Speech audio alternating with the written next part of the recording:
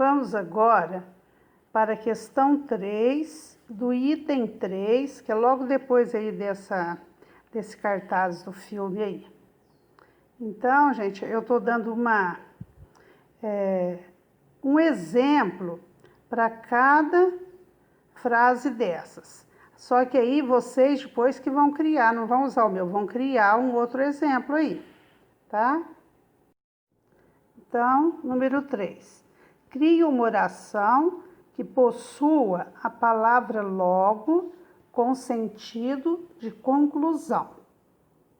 Então, não trouxe documento, logo não pode abrir a conta. Questão número 4. Crie uma oração que possua a palavra porquê com sentido de causa. Posso comprar um carro porque tenho dinheiro. Questão número 5. Crie uma oração que possua a palavra pois com sentido de explicação. Não fui visitá-lo, pois choveu. Questão número 6. Crie uma oração que possua a palavra como com ideia de comparação. Ele é forte como um touro. Número 7. Crie uma oração que possua a palavra de com ideia de origem. Ele é de Minas Gerais. Questão número 8. Crie uma oração que possua a palavra para com ideia de finalidade. Ele veio aqui para estudar. Questão número 9. Crie uma oração que possua a palavra quando com ideia de tempo.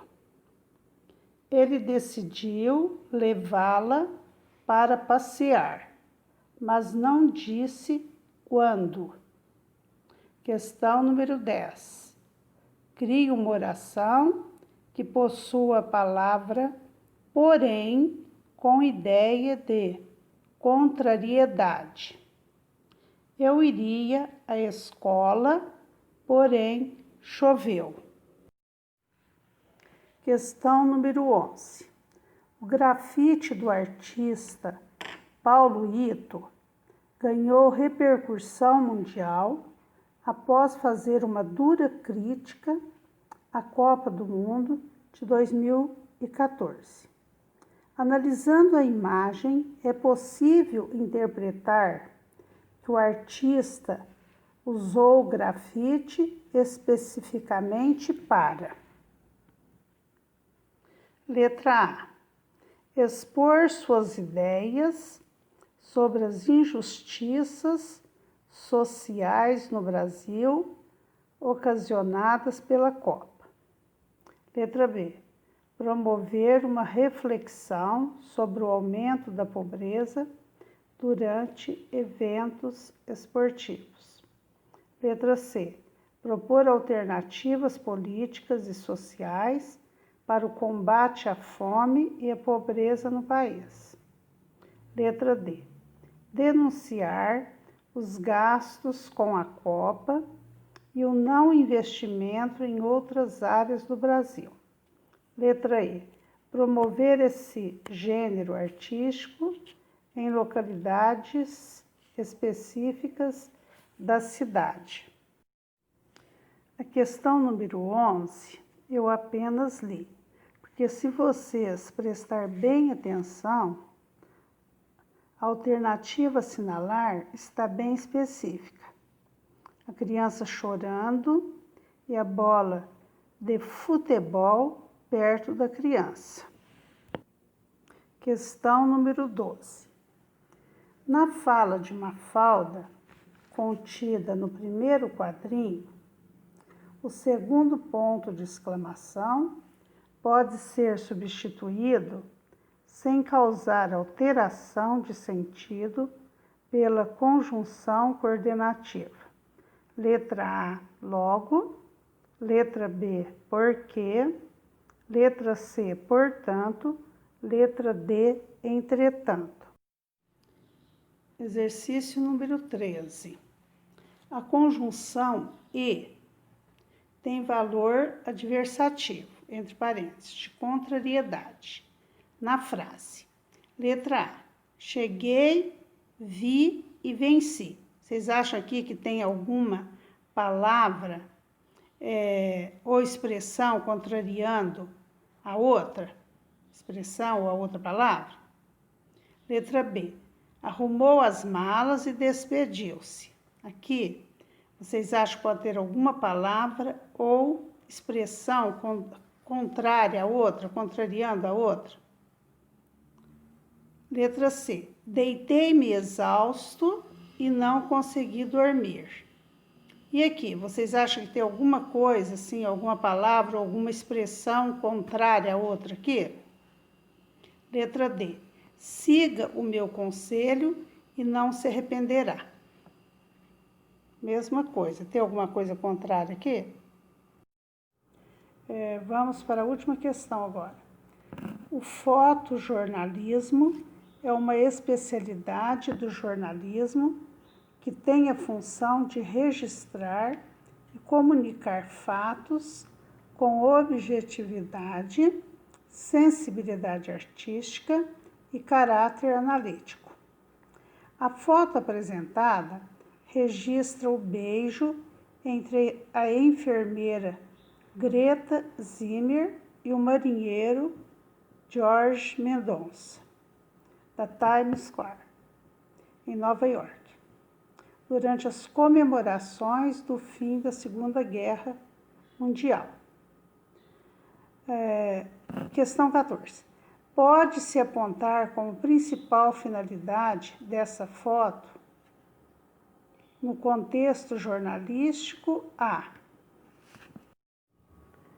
crítica à expressão de carinho em público, denúncia contra a má atuação das forças americanas, notícia do término da guerra dispensando o texto escrito, simbolização de uma data marcante para a história da humanidade.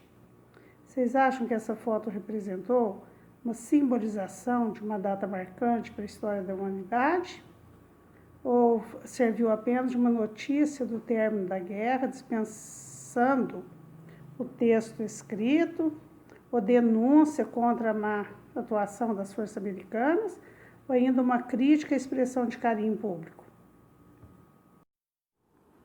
Gente, eu falei que depois voltaríamos em prosa e poesia.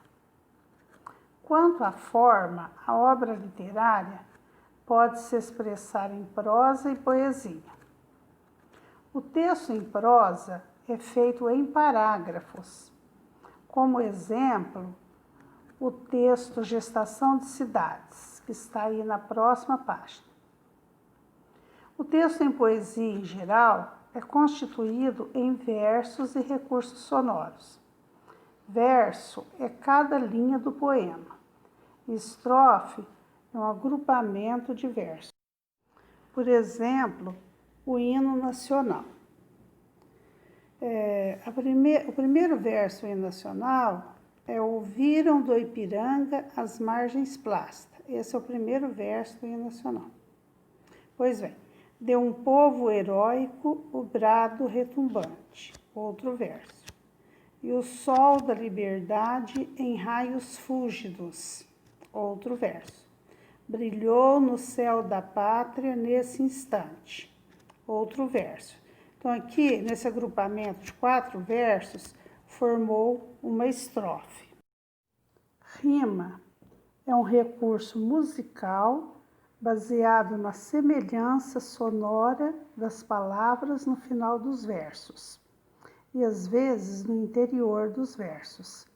Observe como Chico Buarque, nesse trecho da canção Cálice, explora tanto a rima no final dos versos quanto a rima interna.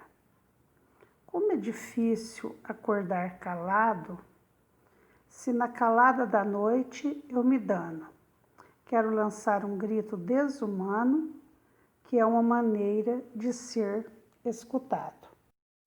Calado rimou com escutado e dano rimou com desumano. Dano e desumano estão no final de versos e escutado também. Agora, calado não está no final de versos. Por isso que é chamado de rima interna. Ritmo é a melodia, a sonoridade, a musicalidade provocada pela alternância das sílabas acentuadas e não acentuadas. Isto é, sílabas que apresentam maior ou menor intensidade quando pronunciadas. O conceito poético de sílabas acentuadas nem sempre coincide com o conceito gramatical de sílaba tônica, pois a acentuação de uma sílaba poética é determinada pela sequência melódica em que ela se insere. Observe o ritmo dos seguintes versos. As sílabas acentuadas estão destacadas.